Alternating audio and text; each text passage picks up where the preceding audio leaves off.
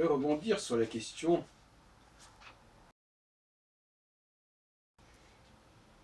de la normalité, de la norme. Il y a une expression qu'on employait beaucoup dans ma jeunesse, que j'entends moins employer, c'est pour quelqu'un comme de ton genre, tu es pas très malin, ou au contraire, tu es très malin. J'entendais souvent ça. Et ça, pas spécialement par rapport à moi d'ailleurs, mais c'est une expression qui voulait dire, bah, tu es dans la bonne moyenne, ou tu es au-dessus de la moyenne, ou au-dessous de la moyenne, dans la catégorie à laquelle tu appartiens. Alors, pour cela, évidemment, il fallait accepter l'idée qu'il y a des catégories, et que les gens assument leur appartenance à une catégorie, à une norme. Et donc, on définissait une norme, et on disait, tiens, bah, par rapport à cette norme, voilà où tu en es. C'est une évaluation. Mais il semble que cette façon de faire ait fait long feu. Je me trompe peut-être, mais c'est une expression qui n'est plus trop utilisée, qu'on n'entend pas trop souvent. Du genre, pour une femme, tu es bien ceci, ou pour un homme, tu es bien cela. Je sais pas, tu fais bien la vaisselle pour un homme, ou tu fais bien ceci pour une femme, tu conduis bien pour une femme. Enfin, c'était assez ironique, mais en même temps, ça voulait bien dire certaines choses. Ça voulait dire que, on avait quand même conscience que la personne appartenait à une certaine population, dont on connaissait à peu près les valeurs, les, les limites et les possibilités. Et par rapport à cela, on, on, on a envisagé de juger, d'apprécier, d'estimer la personne en question, l'individu en question, qui est un échantillon du groupe considéré. Donc pour arriver là, il fallait évidemment que l'on ait des idées relativement arrêtées sur le profil d'un certain nombre de groupes, de façon à ce que lorsqu'on rencontrait une personne, on puisse la situer par rapport à un groupe donné et apprécier ce qu'elle valait au regard de ce groupe.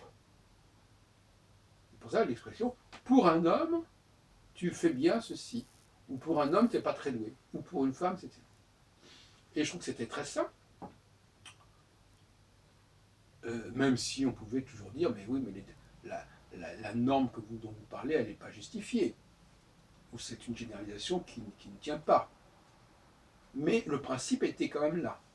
C'est-à-dire qu'il y avait un paradigme qui disait, voilà, au vu d'une certaine norme à laquelle tu sembles appartenir, voilà ce qu'on pense de toi. Par exemple, dans le rapport entre les hommes et les femmes, il me semble assez sain, tout de même, dans le principe en tout cas, de dire que le comportement de tel homme doit se juger, doit être apprécié, appréhendé, au regard du comportement des hommes en général. Et non pas au regard d'une autre population que celle à laquelle la personne appartient. Ce qui veut dire qu'il ne faut pas rester à une idée individualisante, en disant toi tu es comme ceci, tu es un cas isolé, un ovni. Non, on n'est pas des ovnis. On appartient à des catégories, à des genres. Et donc par conséquent, voilà, il ne s'agit pas d'en faire une affaire individuelle, une affaire personnelle. On peut certes dire que telle personne a des particularités au regard du groupe auquel elle appartient, mais encore faut-il faire l'effort de se situer par rapport au regard, par rapport au groupe en question, et d'avoir des choses plus ou moins pertinentes concernant le comportement normal et moyen du groupe en question. Et c'est à mon avis ce qui manque. Il y a un problème de normes qui manque et qui fait qu'on est dans des joutes, parce qu'on n'a pas voulu resituer les gens par rapport à des normes qui ne sont pas celles de tout le monde. Tout le monde n'appartient pas à la même norme. Tout le monde ne relève pas de la même norme. Comme on n'a pas voulu resituer la personne par rapport à un groupe donné, ça devient des affaires personnelles.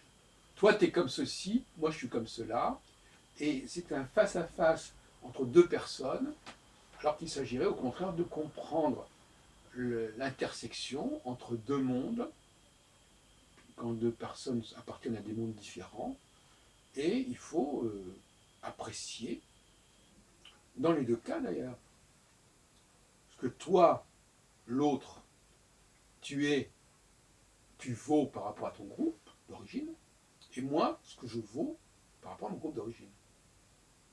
Et effectivement, là, on peut faire apparaître aussi des dysfonctionnements, pourquoi pas? Dysfonctionnements, c'est-à-dire que, apparemment, d'après la norme du groupe auquel tu appartiens, il y a un dysfonctionnement. On dirait, c'est un peu compliqué, parce que s'il y a un dysfonctionnement, à quel moment peut-on dire que la personne appartient au groupe en question? Eh oui, c'est ça le hic. Hein. Donc la question c'est, et ça je l'ai rencontré très souvent sur le plan de la méthodologie des textes, quand un texte est corrompu, comment peut-on le reconstituer si on ne sait pas à quelle norme et à quelle logique il appartient? Eh bien, ça peut se faire parce qu'il y a suffisamment d'éléments qui sont préservés, qui sont restés typiques, pour permettre d'associer l'objet en question, l'objet d'étude, hein, à un groupe donné. Parce que même s'il y a un dysfonctionnement, on reconnaît quand même à quel groupe ça appartient. Par exemple, une voiture qui marche très mal, c'est quand même reconnu comme une voiture, etc. etc. Donc, il faudrait vraiment que le dysfonctionnement soit absolument colossal et effrayant pour qu'on ne sache même plus à quoi on a affaire. Mais c'est un petit peu ce glissement qui risque de se produire, en disant, voilà, bah, écoutez, cette personne est inclassable. Inclassable. C'est-à-dire qu'il y a tellement de facteurs exceptionnels, aléatoires, particuliers, qu'on ne sait même plus à quel groupe la raccorder. Moi, je pense qu'il ne faudrait pas exagérer. Bien entendu, la question préalable, c'est à quel groupe appartient la personne en question. À quel groupe, parfois au pluriel d'ailleurs, parce qu'on n'appartient pas forcément à un seul groupe. Une fois qu'on a déterminé à quel groupe la personne appartenait, au pluriel ou au singulier, à ce moment-là, on peut aussi, dire on a attribué cette personne à ce groupe tout en sachant qu'il y avait des facteurs atypiques. 2, on a attribué cette personne à ce groupe pour des raisons évidentes, par exemple anatomie ou autre, couleur de peau, etc. Tout ça, c'est des choses qui sont là. Mais on va aussi s'interroger sur le fait que cette personne en question n'est pas totalement conforme à la norme du groupe considéré, du groupe auquel on l'a rattaché.